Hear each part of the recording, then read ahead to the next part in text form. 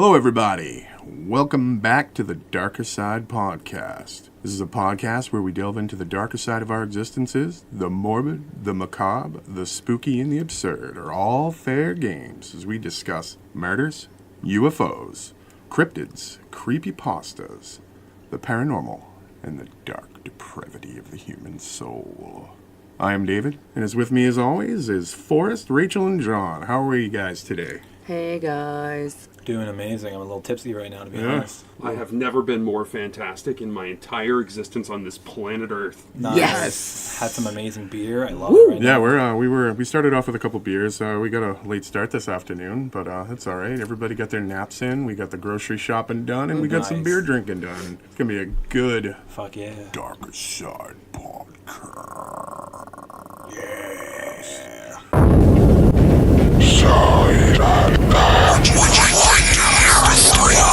What's your favorite scary movie? Welcome to the Darkercide Podcast. Wrong answer. Alright guys, in today's episode, John, later on, will be covering an American serial killer where a detective on his case called him a killing machine. He's a creepy son of a bitch. And many have compared him to the infamous heavy hitter, Ted Bundy. In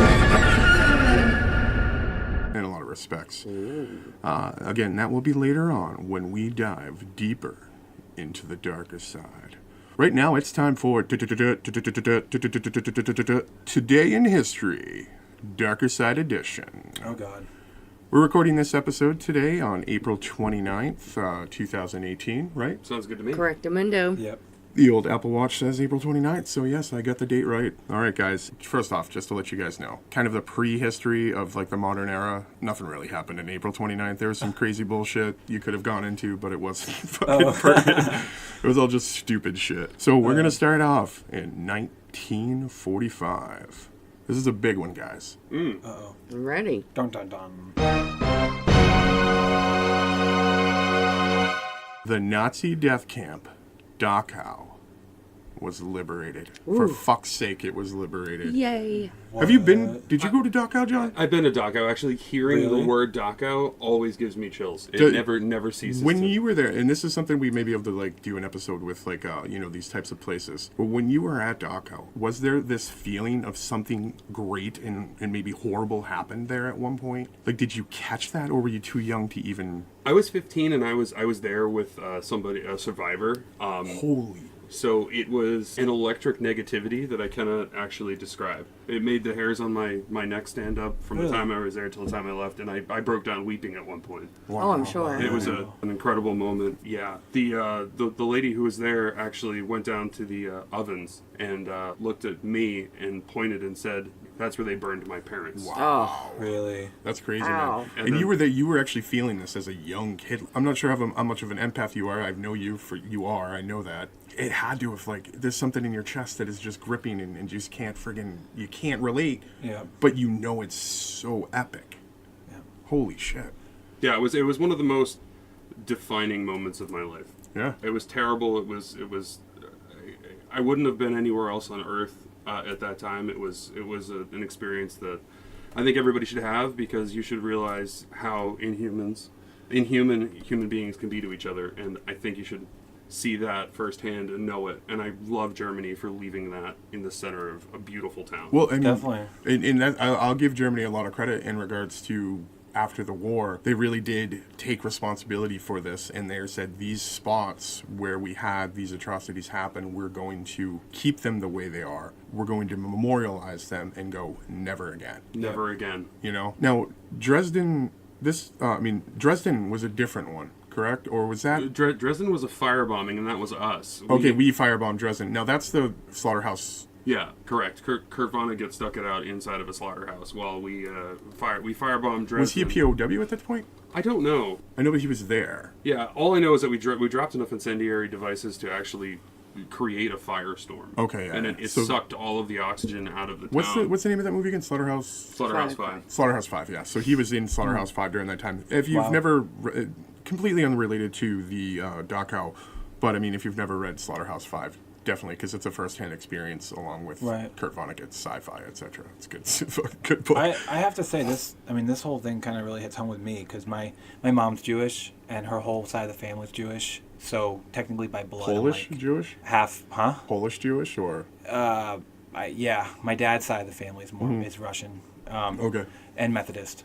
You know, I pretty much get that half Jewish side from my mom, and she always taught us a lot of Jewish ideologies and Ten Commandments and all that stuff. So that kind of thing really does kind of hit home for me. Well, to know that probably some of your relatives ended up there and Yeah. could have very well, gone to the chambers there. Oof. All right, guys, and 1 year later, in 1946, the International Military Tribunal for the Far East, so this is on the opposite side of the war, over in Japan, convenes and indicts former Prime Minister of Japan, Hideki Tojo, and 28 former Japanese leaders for war crimes. Cool. I mean, you have to realize what these Japanese people were doing over there. They were killing everybody. Also, you have what they did in America. Obviously, and then what they were doing to their own people during the time. It was a rough time over there, and so that's basically what was happening on the other front.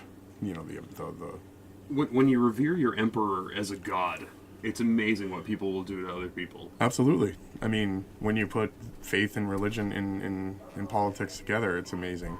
If you guys can hear that, that's my child being possessed by the devil in the background. Hell yeah, it's The awesome. darker child. The darker child. The darker child. The darker child. All right, so let's move to 1 year. And all right, so we're gonna go fast forward a little bit in time here. In 1991, a cyclone striking the Chittagong district of southeastern Bangladesh with winds of around 155 miles an hour, killing at least 138,000 people. Wow. And leaving as many as 10 million homeless. Did any of you guys ever hear about this? Nope. I did not hear about No. that. None of us did. 138,000 people killed by one storm in 1991. Wow. And leaving 10 million people homeless. It just goes to show what our media back then literally cared about was nothing but America. Yep. Any of these world things happening, it's just that's Bangladesh. Who gives a fuck about Bangladesh? Was that during the Clinton Lewinsky? It could have very well snafu? been in 1991. Oh, yeah. So what? 88. So he was elected in 88, right? Was that second term bullshit, or was it 92 when he was elected? He would have been elected in 88 and 92. I was born in 93, so I Yeah, can't. because George H.W. Bush was elected in 88, George H.W. was 88. and he had one term. So Clinton was 92. Yeah, so it would have been after that. Okay. Yeah, I mean before that. Sorry, but this was definitely during the Clinton era. In 1992, and Forrest, you're the only one here who wasn't alive at that time. Yeah. 1992, rioting began after a jury's decision to acquit 4 Los Angeles policemen in the Rodney King beating trial. Now listen to this, guys. 54 people were killed in that 3-day period. Is it the LA race riots? Is that what it's? Well, yeah, the Rodney King riots. Oh, Rodney King. The LA race riots were actually in the 60s. Okay. I think I've seen movies about that. What, the LA race riots or Rodney King? Both, I think. I think they're in the same movie. Sublime. Yeah. Sublime did a wonderful job of telling Their us living this. room Yeah. was much more comfortable the next day. On this day, on tomorrow's date in history, Sublime's living room was more comfortable, and they had all the alcohol they couldn't afford. Yeah, exactly. And they had couches, and Lou Dog was definitely chilling. Yeah, where do you think he got the guitar you were hearing on that day? But I mean, that day we basically gave the ultimate power and the police power and the militaristic power to the police at that time. Rodney King did not deserve that beating whatsoever. And where was this again? In Los Angeles, dude. LA? You don't know about this story? I know a little Yeah, I mean, bit. I of it, understand to be you were honest. born how many years? 1 year later. Now, I'm curious. What I'm curious of is the president at the time, the Clintons. Did they ever, mention this? You know how if something big happens in the country, a president will go on the TV and say, "Oh my God," I'm sure they mentioned something about it, but you have to realize that the Clintons were not. I mean, as much as they said, quote unquote, they were for African Americans. Oh, I don't have any positive opinions about the Clintons at all. No, they were the ones who put the 3 strikes rule in. Probably one of the worst. Wow.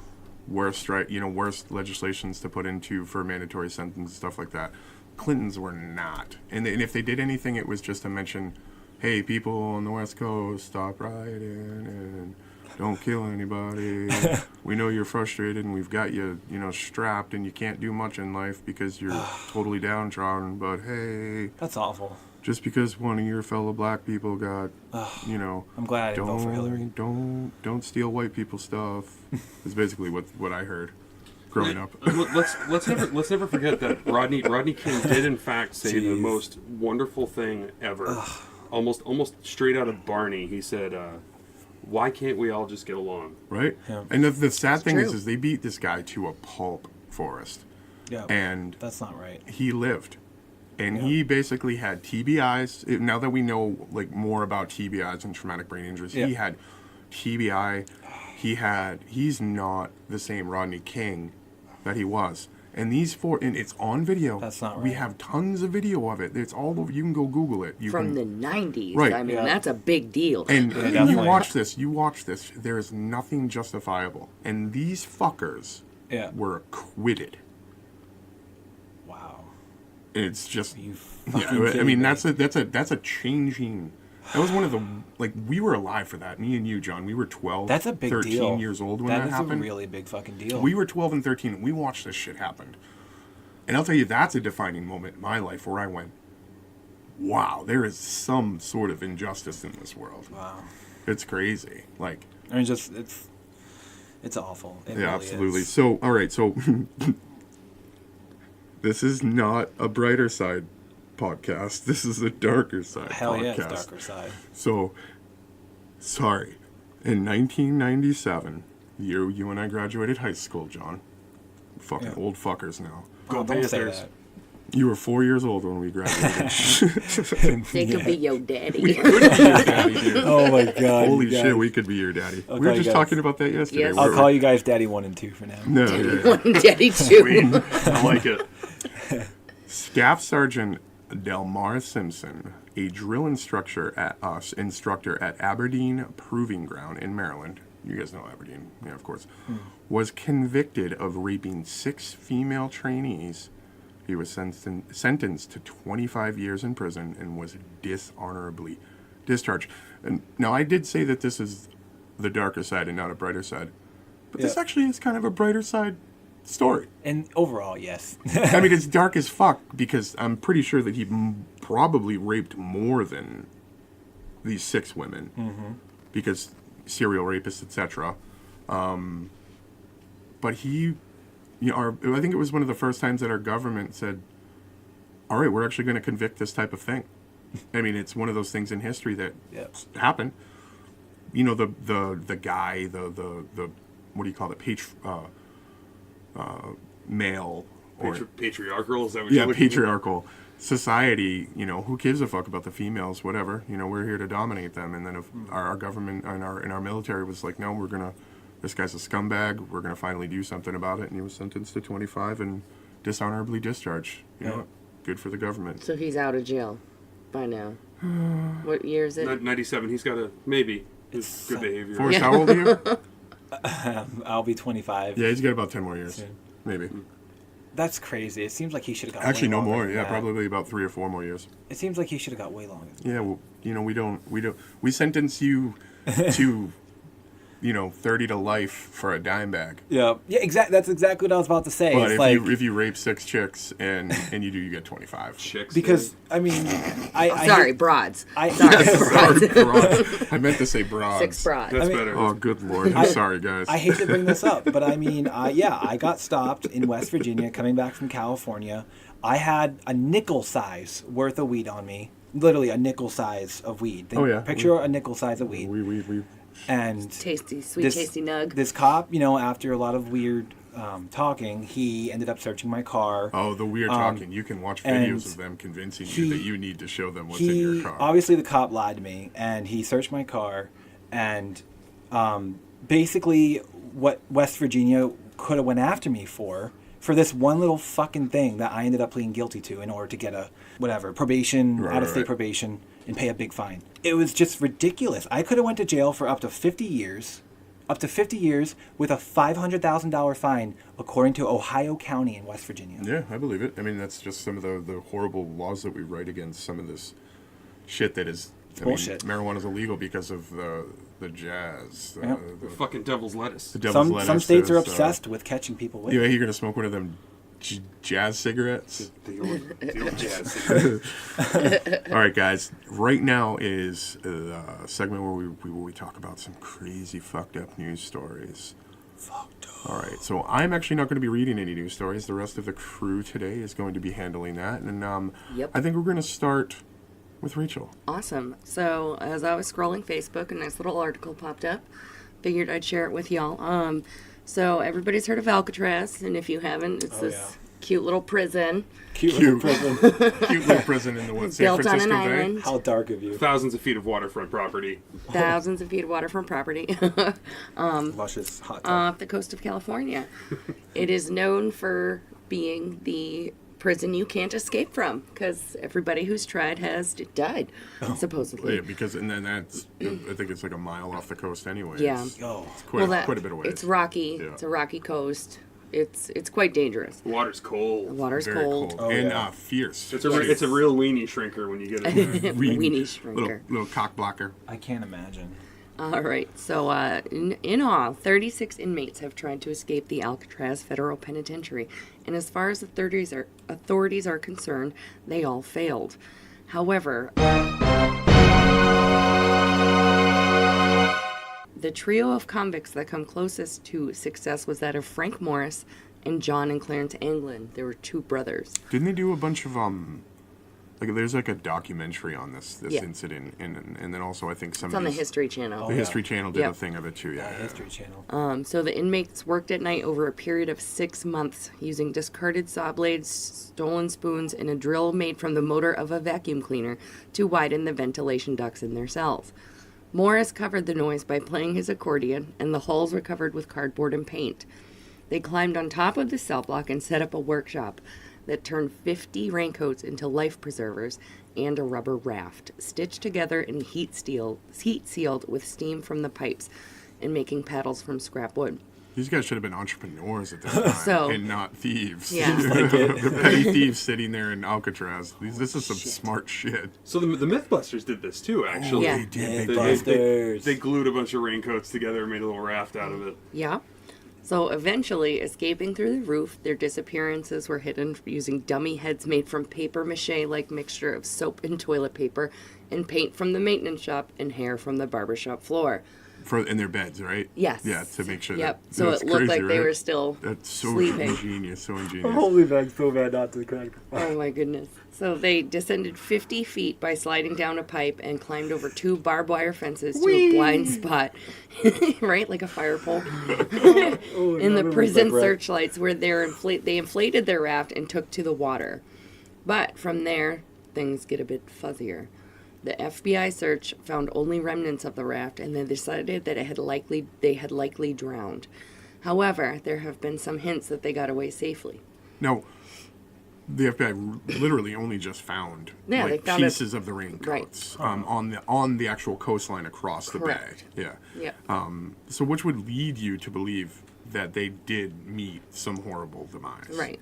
And that's what the story Especially states. with the history of those other previous 33 inmates who have tried and have failed. And basically they found the bodies or they never got a chance Right. to get off the island. They died before they hit the water type Right. of situations. Yeah. So in 2012, the Anglins family claimed that the brothers were alive, but had kept a distance due to them having to cut all ties. One sibling had told family members on his deathbed that he had been in contact with the brothers from 1963 until 1987. There's also a photo that I will share with, on the website that you guys can take a look at that shows the two brothers alive and well in 1975. Now, a letter from one of the men who supposedly escaped and was sent to the FBI, claiming to be John Anglin and explaining that he and the others did survive. The letter was delivered in 2013, but has only been revealed to the public. and reads as follows. My name is John Anglin. I escaped from Alcatraz in June 1962 with my brother Clarence and Frank Morris. Frank Morris was the other guy Correct. who the story from the Mythbusters, or like all these other ones, are like, he's the main guy. These other two guys weren't the main guy. I believe it was Clint Eastwood's character. Yeah. So the letter reads, I am 83 years old and in bad shape. I have cancer. Yes, we made it that night, but barely. Frank passed away in October 2005. His grave is in Alexandria under another name. My brother died in 2011, which would be, his brother. Wow. Right. If you announce on TV that I will be promised to go to jail for no more than 1 year and get medical attention, I will write back to let you know exactly where I am. This is no joke. This is for real and the honest truth. The FBI inspected letter to see if there were any fingerprints or whether the handwriting could be matched, but all tests were inconclusive. Brothers John and Clarence Anglin were sentenced to 15 to 20 years behind bars for robbing banks and other establishments. They served their time in 3 different prisons, but after repeated escape attempts, they were sent to Alcatraz to make sure they wouldn't break out again. But they did. A U.S. Marshal spokesperson has said that there's absolutely no reason to believe that any of them would have changed their lifestyle and become completely law-abiding citizens after the escape. Yeah. You know what? I mean, and you and I were talking about this before, Rachel. I think it's unfortunate. I don't think this guy has the means or money to actually treat his cancer. Right. So what he's looking for is to be incarcerated and treated for the crimes that he actually committed in his life so that he could get the treatment. The medical treatment that he needs, because how else is he going to afford it? Why would you write a letter like that and claim that it was, if you really weren't the person who Right. survived? Right. And I can guarantee you those fucking 3 people, oh my God, how smart were they? They got home. Well, you They stick... found their family. They found a Right. life. They did other things. And You can walk away and kind of put all that aside and become a law-abiding citizen. that's crazy. It's really easy. Counterpoint, if they got away and you wanted to get medical attention, couldn't you just go to the local police station, roll down the window of your car and be like, I escaped from Alcatraz and I'm sick? Like, I think you wouldn't have to write a letter. You would just need They to... would probably try to put you in a psychiatric Yeah, they would facility probably think you're crazy. before- But writing a letter to the FBI, who are still investigating. could be searching for these people, would maybe a more direct way, I guess. I don't know. Who knows? Poor guy. I hope he gets the treatment he needs. Maybe he does spend a year in jail. Who knows? Well, the letter was sent back in 2013, so I mean it's been some years. He may not even be around any longer. Yeah, you never know. But it is quite interesting and fun to think about too. Like, oh, maybe they did. Right. Yeah. Right. But Now, yeah. Forrest, you've got a news story here that is very, very recent, and you're going to go into it just real quick because I know that. Oh, yeah. I think we're going to hit him as a future story and Definitely. Darker, diving deeper. So give us your little bit of a blurb, little news article here. Oh, yeah, heck yeah. I just really wanted, just to be honest with everyone, I really just wanted to do a blurb on this just because it's so recent and it's huge. You know, it's a surprise to me when I read it on my phone. I was like, holy crap, like is this really happening right now? Like, I watched a movie about this like 5 years ago, and Ooh, what is it? Zodiac. Oh, the Zodiac. Well, I don't know if it's the Zodiac. No? No, That's something different? This is Am I the wrong? different. This is the. I'm this wrong. is actually not the Zodiac killer. Well, although they didn't really know who the Zodiac killer could. I don't think he's related to the Zodiac killer. Maybe not. I don't know. Mercury's off. in retrograde, and I'm really fucked up right now because of it. You all know that I'm a fire sign, and it's really getting to me. So I think, either way, it's still. I'm a man on the ledge. I'm a man on the ledge. I'm kind of out of it too, actually. This is a little bit. I think a blurb on the Golden Gate killer. Right? Yeah. The Golden Gate Killer. There's a video on it we can post on our Facebook. A really short video. I'm sure it's more of a news type video. So more than 40 years after so-called Golden State Killer began terrorizing California, raping dozens of women and killing at least 12 people, authorities announced Wednesday that they had arrested 72-year-old Joseph James D'Angelo, charging him with capital murder after a recent DNA match. on one of the sites. I think it was Ancestry, or was it 23andMe? Stay away from those 23andMe? things. Yeah, no, we're going to do a whole episode on why we should stay away from Government those. conspiracy. Yes, John. And then the funny thing is that this article, keep in mind, is from the Washington Post. You know, it was produced around April 26th. And it's funny, there really isn't much mentioning in this article what was really involved on how they found this information. Ooh, it is the sketchiest bullshit I've ever seen in my life. And it is a complete and utter infringing on your privacy. Absolutely. Well, and this was done. Read the fine DNA. print. The DNA was technically not even his; it was a relative of his. We're not going to say any more about that because there's going to be a future episode on why you should never, ever, ever give anybody your DNA.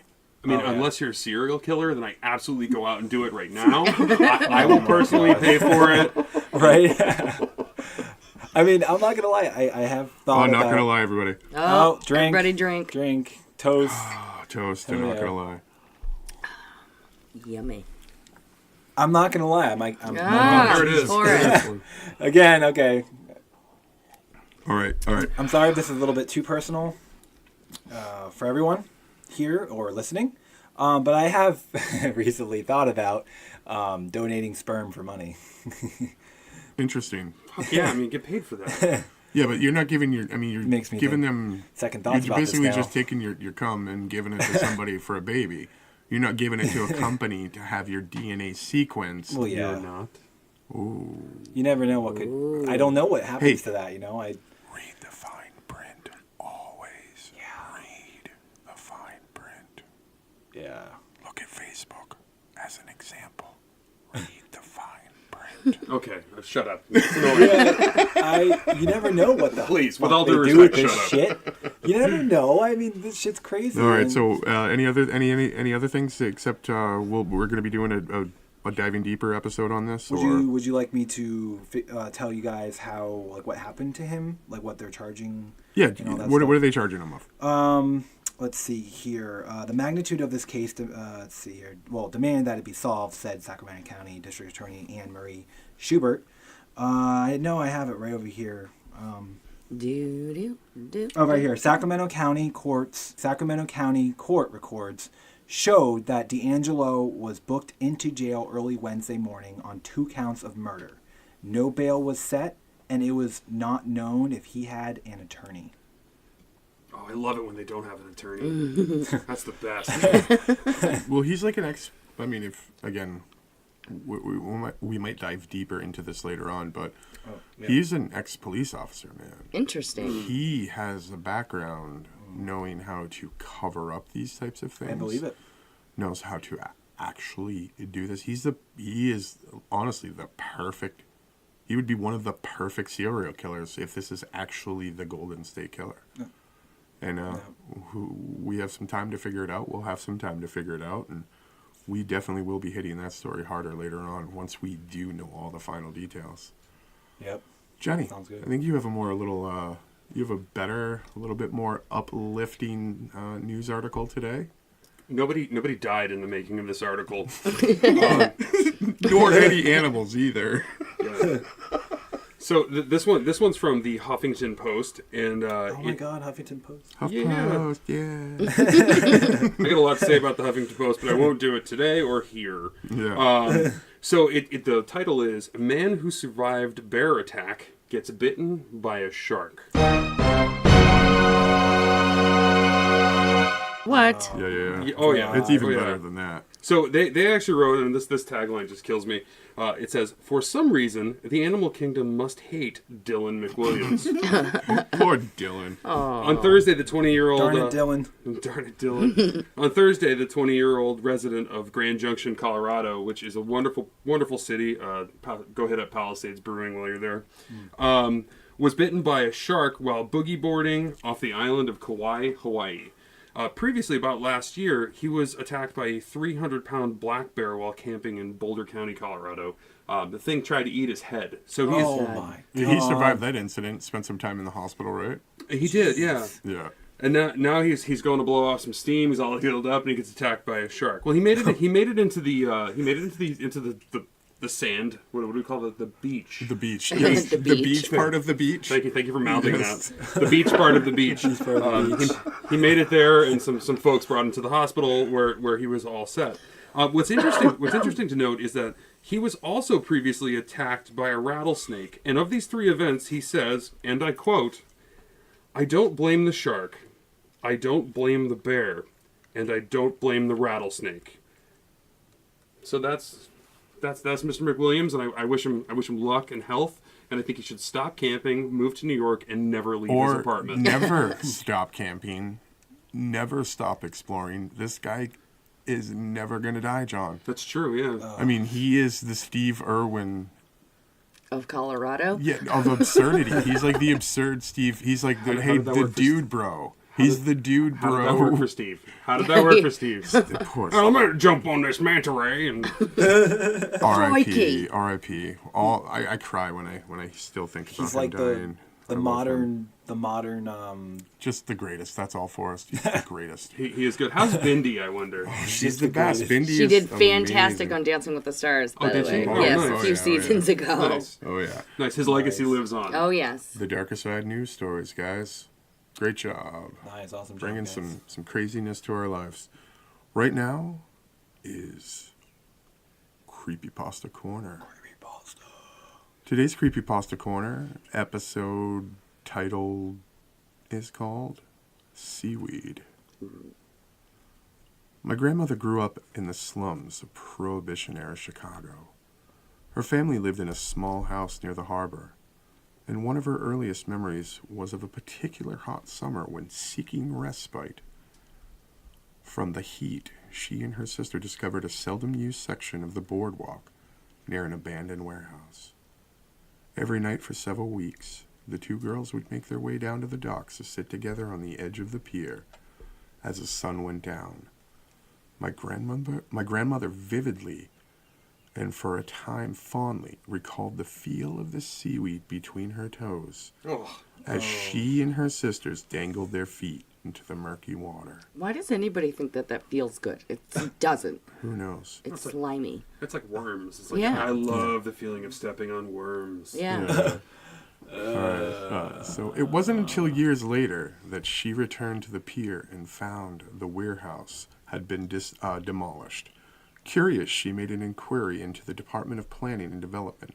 Apparently the warehouse had been owned for a time by the mob, who was using the base of operations for a local prostitution racket.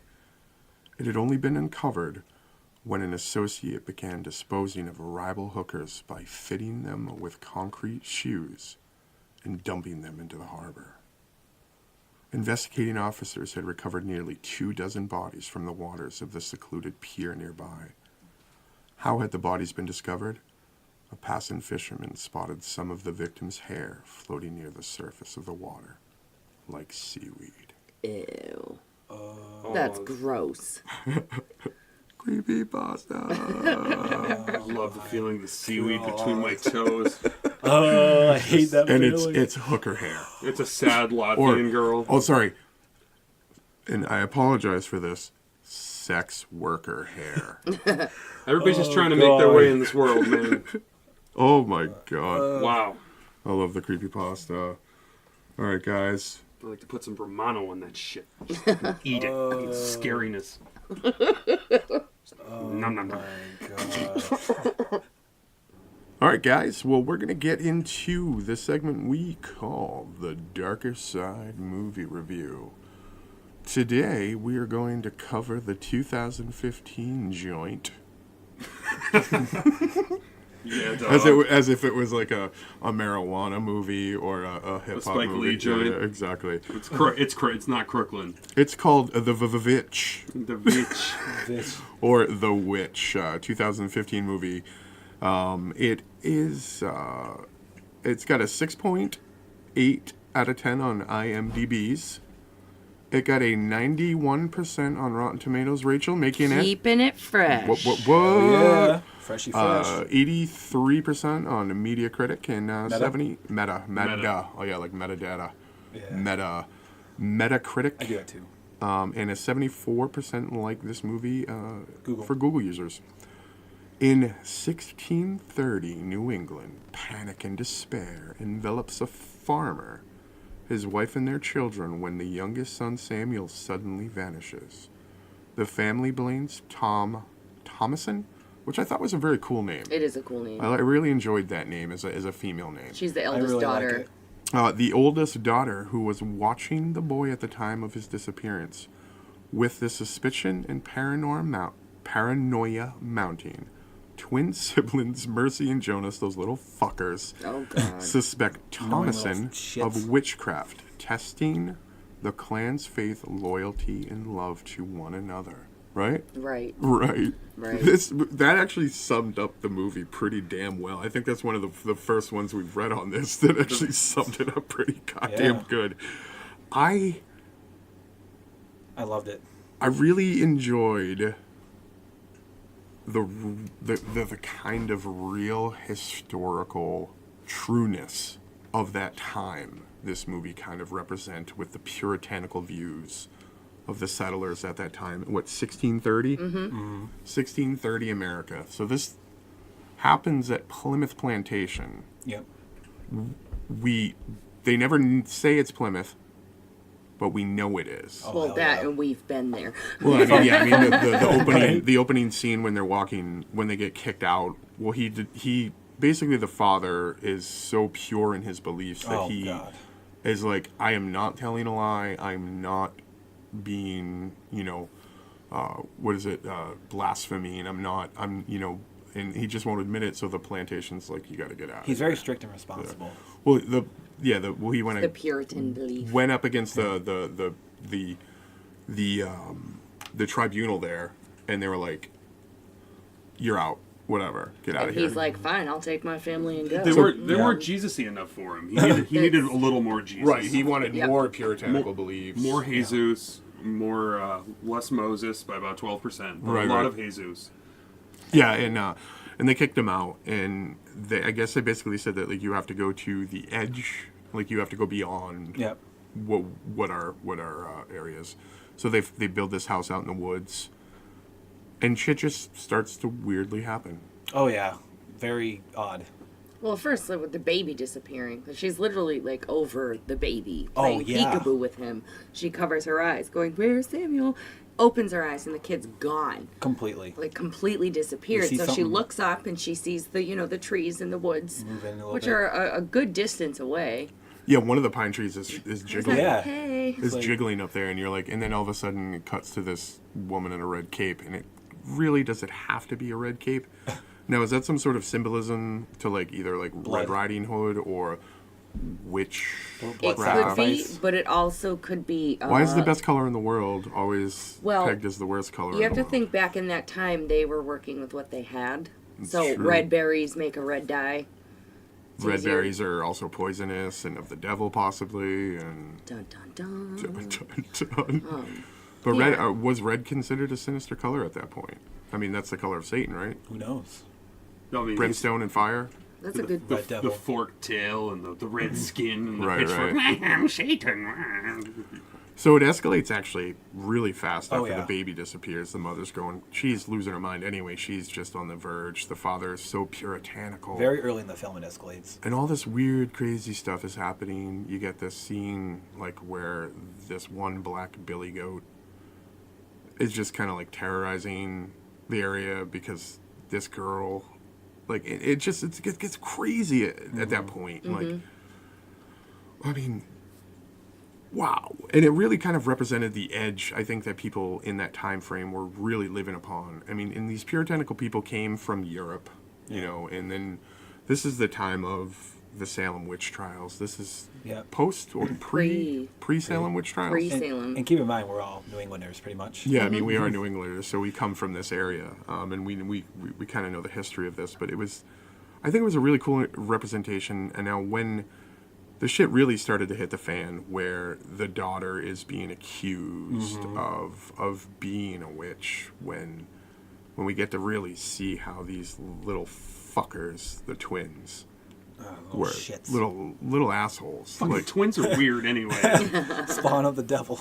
and the crazy thing is you just think that they're telling lies. Like, and then again, it goes back to that Black Billy goat. What they call it? Black Billy? Yeah. Oh, I love that name, Black Billy. I love it too. And like, well, he told us that this happened, and he said you were a witch, and then like all of a sudden we're at the scene where the brother gets lost. Yeah. We're leaving out a lot of this. Like, if you haven't seen the movie, please do watch it. Please. We're not going to ruin it as let's, much. let's not lose the fact that the brother's like starting to come of age, and he's and he's all creepily looking at his sister and whatnot. It definitely brings up some like prepubescent. Yeah, but I ideologies. thought about it too. I'm like, how would I handle this situation if like I don't have any other contact with human beings other than the people that I live with? Right. Going through puberty, he's coming of age, and all of a sudden he sees a little bit of like his sister's cleavage or her thigh, and he's getting a little weird feelings and thoughts. You're like, how would you deal with that situation, especially in such a puritanical family? Yeah. You know, we grew up, we had our own experiences in childhood. It's just like weird to think about it in that setting. Yeah. And then he sees that delicious corset-wearing woods With witch. her red lips. Oh, and, lips like a persimmon all pursed. She's got like she's got a red cape on and- and, oh my dark, God. beautiful flowing hair. And keep in mind too, those little children start talking about this crazy, witchery stuff within like the first 12 minutes of the film. So it's so early, it's almost like you can't really believe them. And you don't the whole time. And then you come to find out when everybody's at their breaking point, when it's the last moment of this movie, the father goes nuts. He gets killed by who? the goat, Black Billy. Yeah. Black Billy. He gets impaled by him twice and then It's knocked into gorged. the woods. It's like watching that Running of the Bulls. It's just like fucking goat. And just after he gets killed, the mother, who's also just gone nuts, attacks Thomason. And then Thomason grabs a knife off they're on the ground and she's punching her, and then Thomason grabs a knife and just starts slashing. Well, Mom's choking her out. She's like, and She then didn't want to the kill kid her. just No, grabs a she knife, didn't. and then She she's like didn't. hugging her dead mom. But this, I'm not gonna lie though, this movie Oh, does not get. gonna lie. Oh, No. drinking.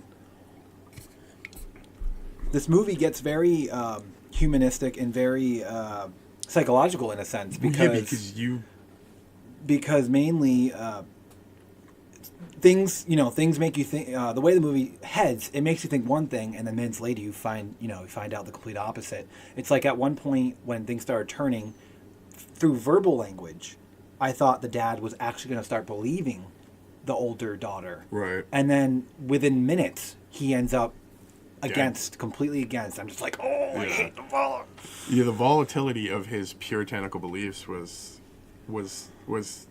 if you have to think about the time, though, I mean, that's all he had was his beliefs. Yeah. Yeah, but Father of the Year is locking his kids into a barn with like the evil Billy goat and just like slamming nails in, like you're the spawn of Satan, just slamming all the nails in. The goat like, sitting there pimp style. Do you see the picture when they showed the twins sitting behind him, and it's just the goat like sitting there in front of the other like white goats, but he's just sitting there with his horns, and he's all like, "What up, dog?" It's so fucking metal right now. Yeah, and he's just standing in front of the twins, and then you got the older sister just going, Are you really the devil? Are you really talking to my sister and brother? Like, and he's just going, "What up, dog? Yeah, I ain't saying shit." And then all this crazy shit happens, and then like you were saying, Forrest, before, the humanistic, like, as this young Thomason girl, all this shit is happening so fast. Oh, yeah. You're at the point where you're becoming a woman. Yep. And she's already emotionally charged, and all this craziness is happening around her. Everybody's blaming her for this.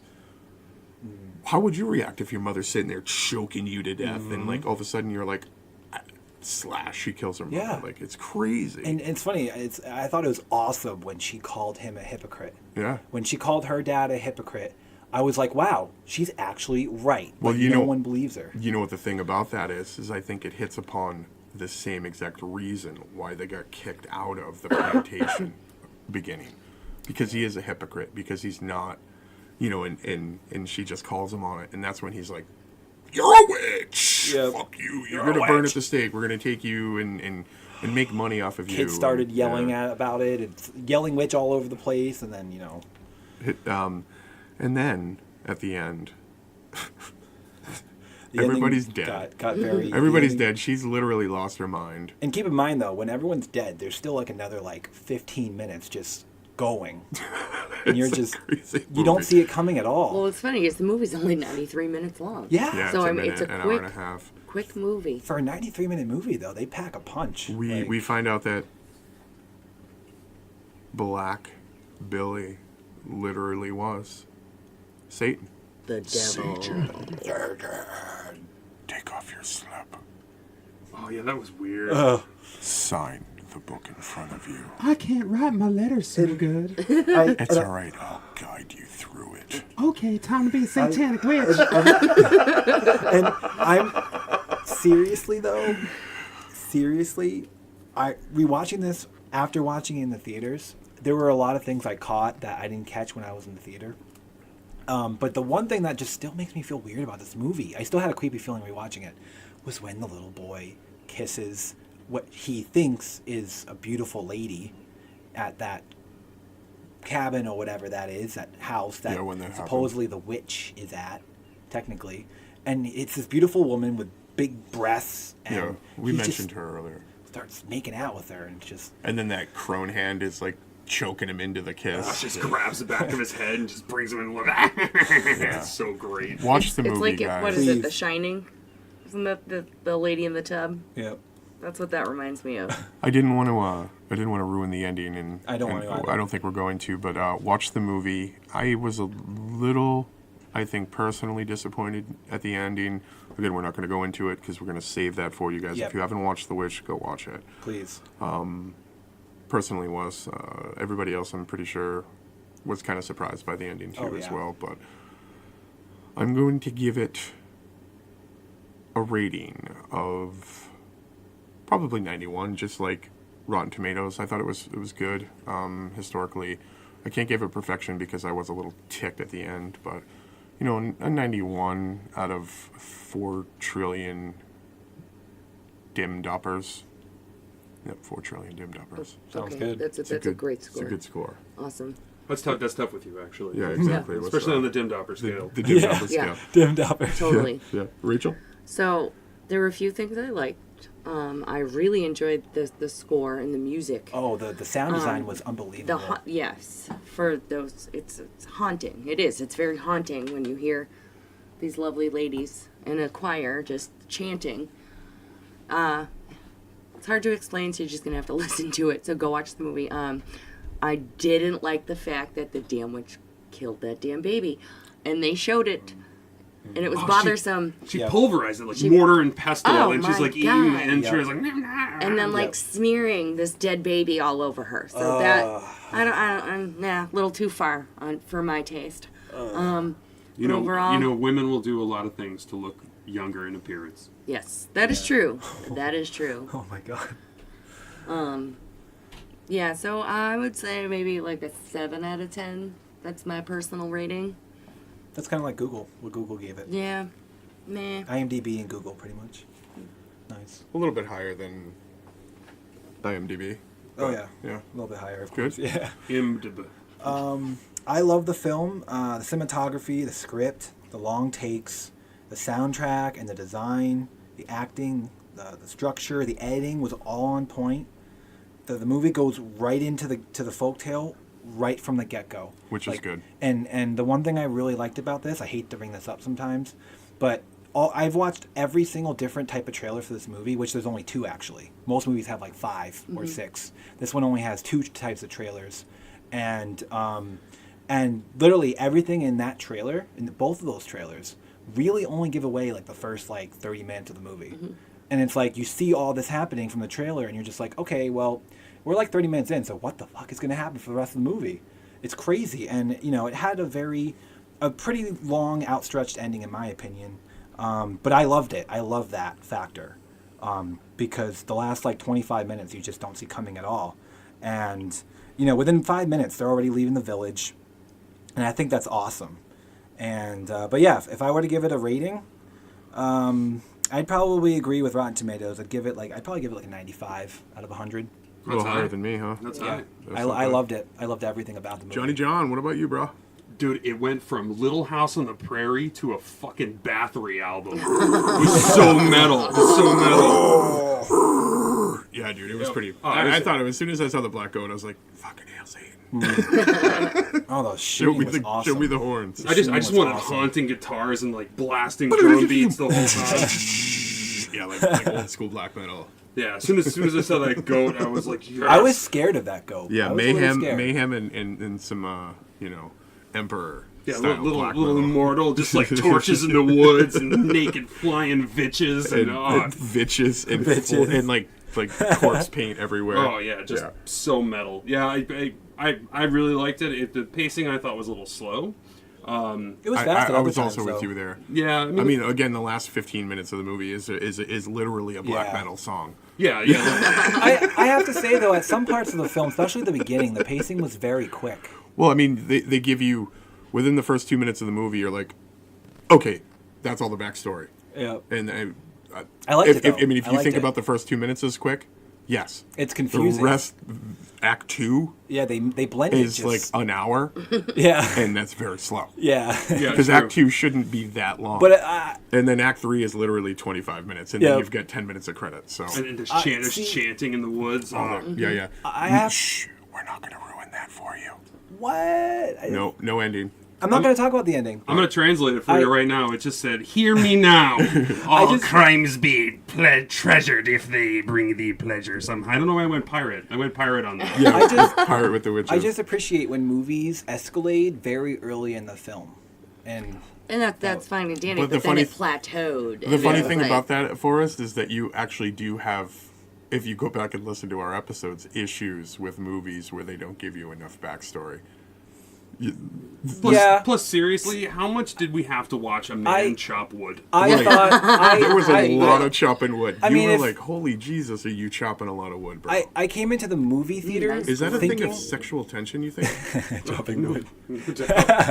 I went into the movie theater thinking there was going to be a little bit on In the Village, but the fact that they didn't really bring that upon us, I thought that was amazing. Still. So, John, what do you give it out of for your marks? So it was floating at a 5 for me. I was like, what is the point of this movie? And the ending, brought it right back up. I'm 75 out of 100. It's a good solid C. Nice. Oh, cool. 4 words, Rachel. I need more beer. That's a good 4 words. Yeah. Forrest, you? I loved this movie. It's about right for you. 4 words. Spell it with a V. Spell it with a V. Nice. The Vitches. I like that. The bitches. I am going to say, hail yourself, hail Satan. Nice. Hail Satan. Because ultimately, at the very end, when she makes that final decision, it is a hail yourself, hail Satan moment. Yep. It's ultimately. And I love that unveil too. All crimes be I keep screwing this up. All crimes be treasured if they bring the pleasure somehow. I've had enough beer. More beer, more wine. Garçon. More vino.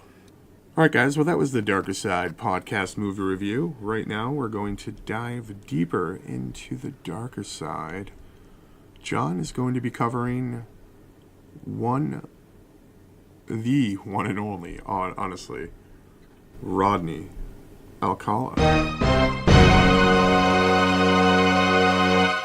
John? This guy's a horrible person. So, I bet. In the last episode, I talked about how there was a bunch of photographs, and I urged everyone to go take a look at them because there's a legacy of death associated with this man, Rodney Alcala. So, real briefly, if you Google the dating game killer, you will find Rodney Alcala, and what his deal was he was a man, a sociopath, who made it onto the dating game during the height of his murderous spree. So let's go back to the beginning. Rodney Alcala was born Rodrigo Jacques Alcala Bacor. Yeah. And I apologize if I mispronounced that at all. From San Antonio, Texas, and basically just about as soon as he came into existence, his dad left. And that's, like any serial killer father or situation, it's either a beating or some sort of... Or the extreme opposite, where they're overprotective. Exactly, by a parent who was, fucked over by the other father, most likely, father leaving, etc. What's interesting about this guy is that if you look at his history, you have some shit dickery from his dad, but there's no real information about his childhood. It seemed like a basically mundane childhood, but fast forward, he's 17 years old in 1964, and he joins the U.S. military. I'm sorry, he joins the U.S. military at 17. In 1964, he has a nervous breakdown in the military and is diagnosed with an antisocial personality disorder. He's given a medical discharge, and it's all well and good from there. 4 years later, he is spotted driving a tan vehicle with no license plate, and he picks up a child. A witness spots his car, and they see a little girl get in. So this girl is Tally Shapiro. She was 8 years old at the time, and gets into the car with Rodney Alcala. So the witness, being a pragmatic individual, calls the Los Angeles Police Department and lets them know what he saw. So they begin to go to his house and try to figure out what the heck is going on. But basically, he lured her into the car by saying that he was a friend of the family. Now, we grew up in the 80s, John. This is exactly what your parents told you not to do. Mm-hmm. If anybody who you have never met tries to pick you up and says, we are a member of your, we are a friend of your family, we're here to pick you up. My mom told me never to run away screaming, fuck you, no, you're not buddy. Yeah, to be fair, Tally's life would have been a hell of a lot better if she had simply run away screaming, but she didn't. When was this, back in the 60s? 1968. Yeah, okay. Yeah, this is, 68. We were 20 years later. So how old is he at this point? He was born in 43, 68, 25. Okay. Yeah. So he picks the girl up. The LAPD figure it out. So they go to his house. They knock on the door, and he answers completely naked. He says, "Wow, sexy." Yeah. Well, it was the time. The cops would go to your house at that time. Groovy, baby. Yeah, it was groovy, baby. Exactly. It was a fucking groovy time, is what it was. And by all accounts, he was a sexy guy. But he was a looker. I wish I lived through the 60s. I really did. Well, who doesn't? I probably wouldn't have survived much into the 70s, but yes. There's so much cocaine. It was just like... It's sex. It was flowing. Oh, my God. All right, so the cops go to his house. He answers the door, and the cop that went there describes him as having a very evil face. Interesting. So Rodney Alcala says, hey, listen, I'm taking a shower, so you got to give me a second to get dressed. And the cop's like, you have 10 seconds.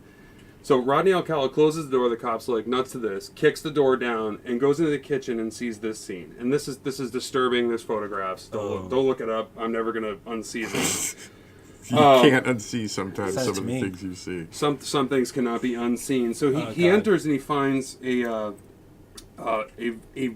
very wounded, he thought she was dead, 8-year-old girl lying on the floor with a pair of white Mary Jane shoes right next to her body. And he said there was so much blood he didn't believe that a child would have that much blood in them.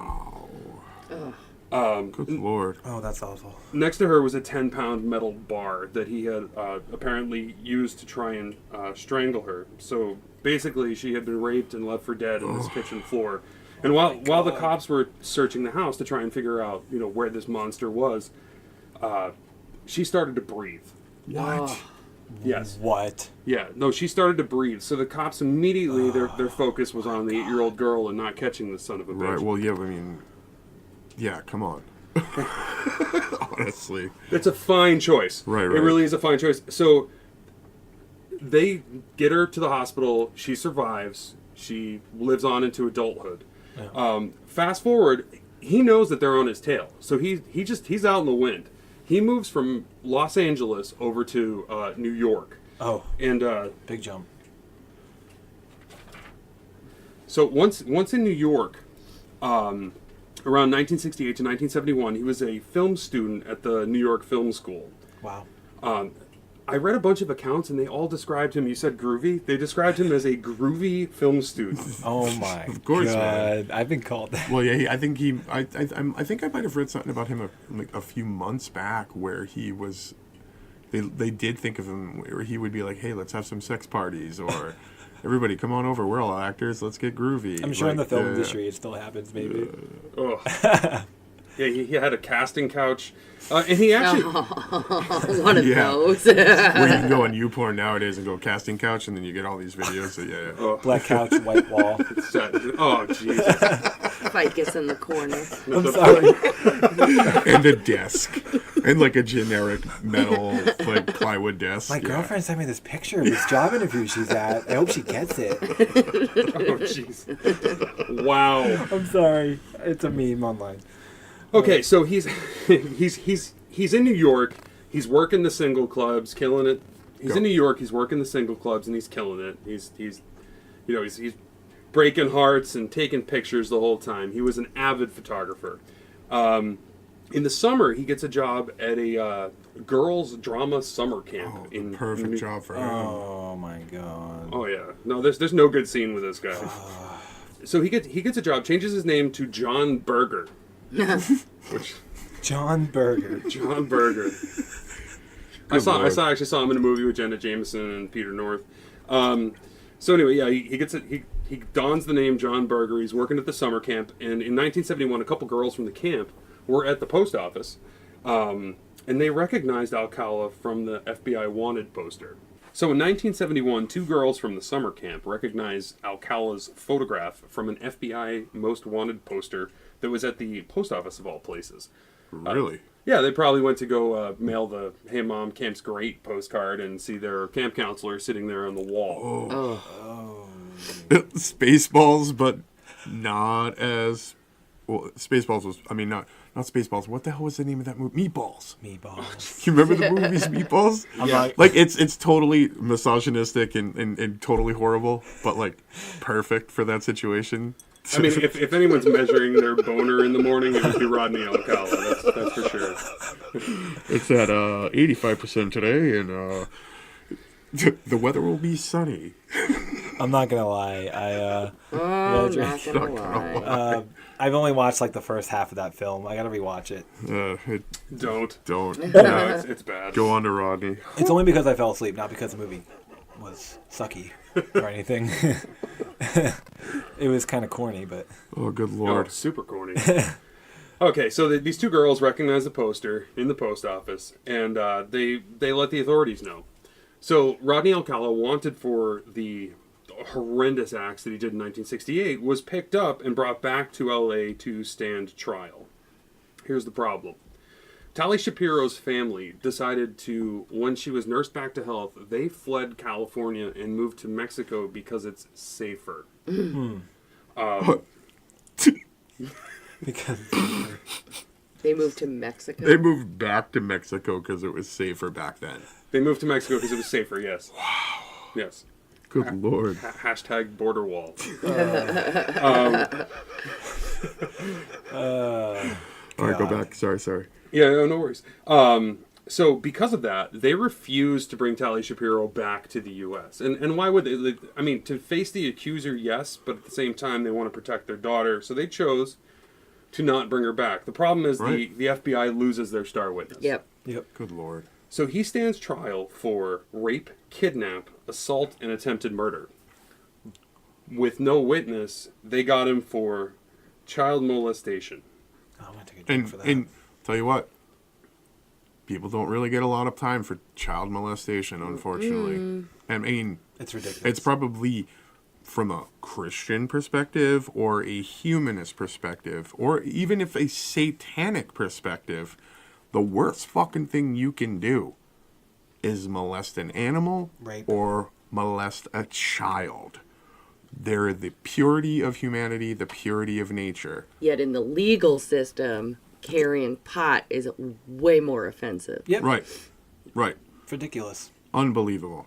Yeah, man. 420, hashtag 420. So he got child molestation. Child molestation. So they sentenced him for 1 year to life. Exactly. 1 year. 1 year to Are life. you fucking kidding me? Yeah. So I mean, life sounds good, but the 1 year kind of lets you know what happened. He was paroled 34 months later, so he spends almost 3 years in jail. In that time, I personally believe, and I read this in a couple of different places, that he learned not to leave witnesses. He learned how to become a better molester, a Manipulative, better dastardly. sexual predator, and a better killer. A pure, horrible monster. An animal. Yep. Not an. Oh, you know what? Animal. He's not even. We can't even compare him to an animal because animals are pure. Yeah. He is a fucking monster. He's a monster. This is one of the worst human beings I've ever looked into and read about. And if you look at my search history, So dark. someone's gonna come to my house. Yeah, the Dark. FBI, NSA, all the triple letters. What are they Yeah, called? the three-digit companies. will all be- Three-digit companies, exactly. Yeah. I did just buy another copy of Catcher in the Rye. Very nice, John. Yeah, it's a great book. I highly recommend reading it. And then when you're done reading it, buy a new copy. You and Mel Gibson. Okay, so he's paroled. He gets caught very quickly thereafter for selling weed to a 13-year-old girl. Of course. Seriously? Of course he gets caught for selling weed.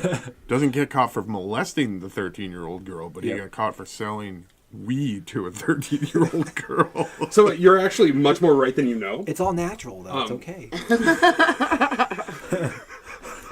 I'm sorry, I had to say that. All right. You're absolutely more correct than you know. So he's arrested for selling weed to her. However, she said that he kidnapped her. He was not charged with kidnapping. But selling weed. Yep. Selling weed. What state is this again? California. Really? Mandatory minimum sentencing Really? in California? California at that time. People bash on California all the time. That's But this is in the 60s or 70s. 70s? So 1971. Wow. Mandatory minimum sentence. At 34 months, so 3 years. So 1974, he gets caught selling weed, goes back into the slammer, and he is released in 1977. So how many years? wow. 3. Is that 3 years? Yeah, another 3. So he spends a total of 6 years in jail for Okay, so he gets 3 years for molesting a child. 3 years for molesting a child. And the second time he's in prison, he gets 3 years for marijuana charges. That sounds Selling kinda fishy. marijuana to a 13-year-old's a little bit different. Oh. A little bit different. They release him in 1977. Wow. So he's released and let the spree begin. And here's where everything gets a little bit confusing. I did not tell you about the fact that he killed somebody in 1971 Interesting. because nobody at the time actually knew that. Wow. Wow. While he's being extradited over to California, he had already committed a murder in New York. And they don't figure out that it's him for years. But that's something we're going to talk about in the next one. So just to let you guys know, this is a part 1 of a part 2 series. Yep. Part So 1 of 2. again, our second part, our multi-part series, our second, but this is a big one, so we really need it. I love 2 parts. 2-parters. I love them. You would. Okay, I'm going to turn the page because I take notes in a notebook. John's like analog with his notes. I'm trying to make the audio better. All right. All right. All right, so let's run down the score sheet of depravity. So November 1977, he murders. Boom. So in November of 1977, he murders Jill Barcombe. Not only murders, she's a 18-year-old girl. He rapes her, sodomizes her, Oh, God. murders her with a rock, and poses her body face down in the dirt in the Hollywood Hills. Wasn't sodomy like an illegal thing in a lot of states back then, too? It is. Technically. It always, Still it is, always isn't will it? be, thanks to the Bible. But this was a big case in the Hollywood Hills at that time, right? Well, here's the other problem with this guy. During that time period, you had the Hillside Stranglers, so they had a hard time figuring out who was killing who in the Hollywood Hills at the Okay. time. Yep. Now, isn't the news article that Forrest brought up earlier, I think that killer, the Golden State Killer, yep. is actually associated with the original Hillside Strangler No case. fucking way. I think there's a twist. I think there actually is a connection. I didn't even there. look into Dun, this. dun, I'm sorry, guys. So we'll have to look into that more for Part follow-up. 2. Well, Absolutely. yeah, for the part 2. Great. Yeah. I'm gonna need a therapist after all this. Oh, I'm sorry. My mom's a therapist. Oh, Yeah. good. Yeah, good. yeah. I'll grab her card and we're done with this. Yeah, good. So December of 1977, a month later, he murders Georgia Wixted, also in Los Angeles. Again, the same MO, raped, sodomized. She was 27 years old. He used a hammer in some very descriptive ways that I refuse to. I refuse to bring up. If you want to look it up, be my guest. Use your imagination. Your imagination is not as dark as this man. So bad. So he beat her with the claw end of the hammer and then strangled her with her nylon stockings, posed her in her apartment. Good This lord. is. I gotta take a drink for that. Holy shit. You're going to get drunk by the end of this. In 1978, he's a guest on the dating game. Bachelor number 1. And On the dating game? Yeah, on you the can dating game. actually go on YouTube. John See the sent a clip. link. We'll have a link put up for that one episode. They didn't of do him like on background checks and shit like that? Or? Well, he wasn't convicted of anything. He had minor charges prior to that. So at the time, and I'm glad you guys brought this up, at the time he was a registered sex offender, working as a typesetter for the LA Times and a photographer. A typesetter A typesetter. for the LA Times. Wow. Yeah, but Somebody was else- Hollywood doing quarry checks at that point? No, nobody looked at anything. That's why. This is he the ended up- reason why we have Corey checks now. Is Oh because my of God, this yeah. man right here. My phone goes Or off every time I get people one. like him. Exactly. Yeah, anytime you're mad, you can't just go into a school and read a book to your children. I'm okay with that. I'm fine. You're good. So, I'm going to talk about the dating game appearance, but I'm doing that on episode 2. Hell yeah.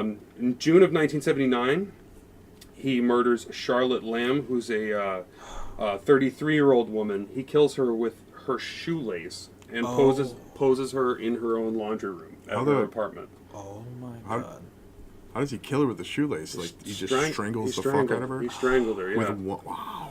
This man was known for playing with his victims. And that's why the detectives called him, who were on the case, a fucking killing machine.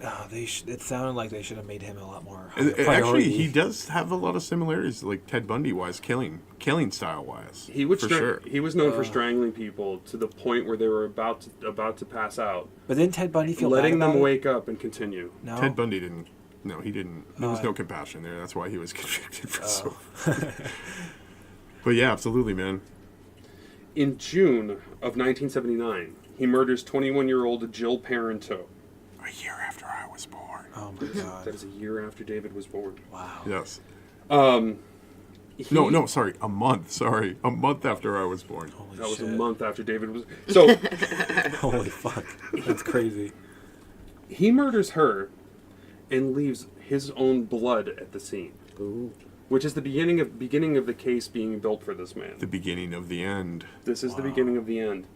And then What year is this again? 79. 79. So it takes 39 years from this point on. Wow.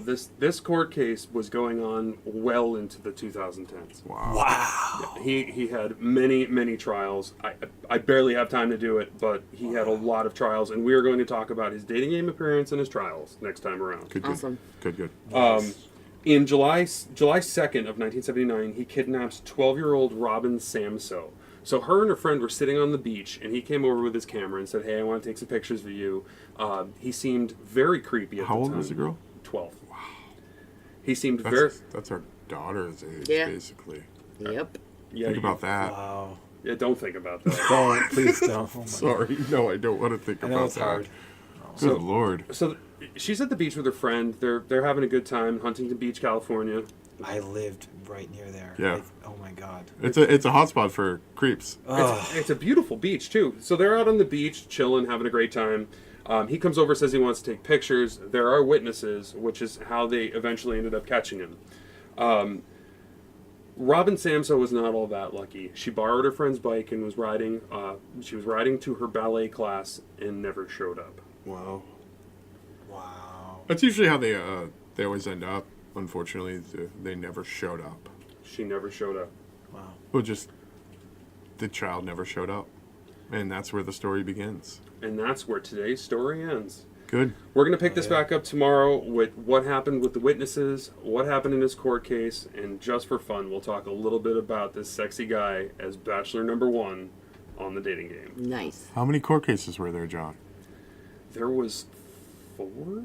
And then I think we're working on another one now to get him more convictions, hopefully. Quite frankly, they stopped extraditing him. He has been sentenced to death. The ultimate. And what else can you do to the guy? So we'll pick that back up next time. And that's what I got right now on Rodney Alcala. Nice. Johnny, thanks for diving deeper into the darker side. Thank you, Johnny. You gotta stop doing that. Thank you, Johnny.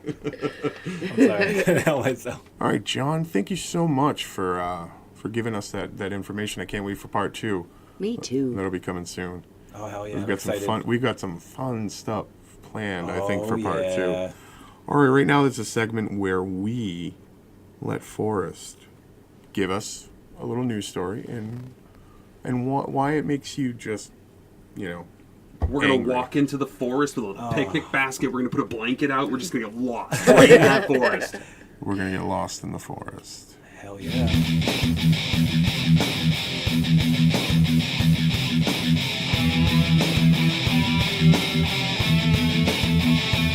All right, Forrest, ready? Yeah, welcome to the forest. Or the All jungle. right. Here you go. Welcome to the jungle.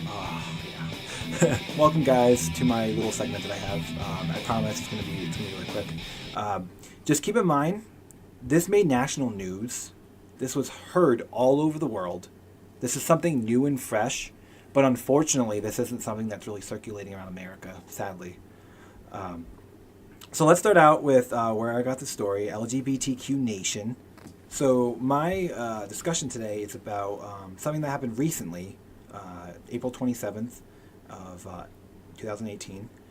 Bill making adoption of LGBT passes in Oklahoma. According to AP News Source and LGBTQ Nation, a bill opposed by gay rights advocates who say it would allow religious-based adoption agencies to discriminate against same-sex couples, single people, and non-Christians has passed the Oklahoma House. What? And this is actually Yeah. something that was happening during... It's pretty fucking ridiculous, dude. This is something that's been happening during the Obama administration as well. But it's been going on for quite some time. It in has this been. country, for a long time. It has Forrest. been. But the bill has officially passed. The bill passed Yep. when? Okay. The bill passed the GOP-controlled House Thursday on a 60-26 vote. Oh, Yeah, that's a fucking Whoa. that's a good majority. it's a landslide. This is Yeah, why yeah. I don't support the Republican Party. But its supporters were unable to remove an amendment to the bill that extends the protections only to agencies that receive no state or federal funds. Exactly, and it should be that way. Okay. The Catholic Conference of Oklahoma, which endorsed the original bill, says it is working to remove the amendment. Of course it would be. But what matters is what's happening now. Right. It's the bill in its original form was designed to protect child-placing agencies that block adoptive parents who do not meet the agency's religious or moral standards, even though a lot of these agencies are ran by the state. And they're also, they're funded by the state and funded by the federal government. Yeah. Exactly. And most likely are tax exempt, by the way. Yep. And the Catholic Church's untarnished record of high moral standing. Exactly. and with call children, etc. me a federalist, but I mean, or an un-American. If these agencies and the state chooses to go this route, then they should lose their federal funding. Exactly. Boom. Plain and simple. Yeah. 100%. States like Agreed. Texas, Florida, and there's a lot of states down south that should not. Hey, even, our kids go to private schools. Yeah. Unfortunately, we don't have access to federal funding. We don't. Yeah. As parents, if we want to get loans, they're private loans. We have to take them out on our own. I'm sorry. I mean, we do pay taxes, and we may get tax breaks with the new tax laws in general because Yep. this government's pro, private schools, but whatever, etc. So the end of the story. Well, that's pretty much it. That's pretty much what I have. And Cool. First, I would love to mention how much media attention this has gotten from the major American news outlets like CNN, Fox, ABC, NBC, How much is etc. that, Forrest? How much? What? How much attention has it gotten? Little. Well, Very this little. news story has gotten a little bit more attention, I would say, or From around the world, not Right, from America. right. American media outlets are not reporting on this. as it seems like a lot of current issues pertaining to LGBT Americans who work hard and pay taxes just like every other American in this country aren't getting much media attention from those news organizations, as if there is an agenda to keep the plight of the LGBTQ community out of the eyes and minds of the American populace. When I first see these kinds of stories on my Facebook or newsfeed, I feel as if they're fake. Then, like any informed American, I do a Google search to fact check the story 99% of the time. These horrible stories are real. With confidence, I can say that myself and the rest of the LGBTQ community wish and hope that these hate-filled, discriminatory, anti-LGBTQ news stories are fake. And more often than not, they are terrifyingly real. This, in my opinion, and many other Americans like me, is due to the fact that most of our national media see it as a non-story and brush it off like, well, the LGBT are old news, so we don't need to report on those fags anymore, pretty much. And just recently, there was a story where a transgender person was killed in Bridgeport, Connecticut, which once again didn't get much attention by our major news media outlets. Now, was that dubbed a hate crime? I mean, was that because of this person was transgendered, I think or did we're it? still not sure. At the moment, crime-wise. they're not sure, but the police did go forward and say that most likely it's not. But people were saying that it's too soon to tell. Yeah. Right. And of course, they were saying the police were wrong about doing such a thing so early. Like I said above, more often than not, the majority of these stories are real. Some can be fake and misleading, which is the most frustrating part of the American news culture, and it's the reason why you need to be diligent in fact-checking and being informed on fake news media outlets. Now, I am not saying the American media sources ignore all LGBT issues, but again, the Google searches and facts don't lie. Now, I want to say this loud and clear. I have seen with my own eyes on Facebook and on all other media websites across the board, idiots commenting on a ton of real stories that happen to real Americans, saying things like, oh, it's fake news, or the gays have all the rights they need, or God hates fags anyway, they shouldn't have any rights to begin with, or being gay is a choice, or there are only two genders, male and female, as proclaimed by the word of God. And this bigoted, closed-minded, and frankly gullible rhetoric bothers the fucking shit out of me. It really grinds my gears and honestly breaks my heart, because all we want, people like me and those in the LGBTQ community, are the same rights to life, liberty, and the pursuit of happiness like the rest of the cisgendered population of this nation. We want to love and marry whomever we love. We want to freely be ourselves, whether it be he, she, fluid, or trans. We want to go out in public and not be turned away from services the rest of the population is afforded because of someone's backwards, hypocritical religious beliefs. And lastly, we want the same rights, if we choose to, have a loving and caring family with kids, and should the right to adopt, there are 1,000 of kids in this country that need a good home, and we are humans too, with huge hearts and capable of as much love and compassion as the rest of humanity. I'll conclude by saying this: someone else's religious views should never, ever infringe upon the rights of another person, regardless of their race, creed, color, or gender. Thanks for listening, guys. Hold on, can I ask something? Yeah, you can stop. So. Amen, by the way. Yeah, no shit. Amen. Yes. Thanks. Amen. That was like, I want to cry.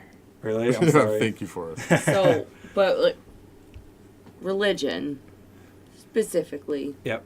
Christians or whatever, see abortion as a sin. Yeah. Yet once these babies are born and can't be taken care of by their real parents and need to go into the system and be adopted, Foster care. then they're going to get picky and choosy about who gets to adopt these kids. It also makes me cry. Yeah. I mean, you guys, the majority of the board of this podcast are cisgendered. And if you don't know what cisgendered means, cisgendered, and it took me a while, and I had to, I heard it 1,000 times. Me too. Oh, I'm not going to lie. I'm out of beer. Me too. Cisgendered people means when you're born a male, you relate to a male in life. Yep. And if you're born a female, you relate to a female in life. There are other genders in this world. Doctors are wrong. So we are cisgendered. Me, John, and Rachel. I'm a man. You feel like you're a woman, and you're a man. So that's how we feel.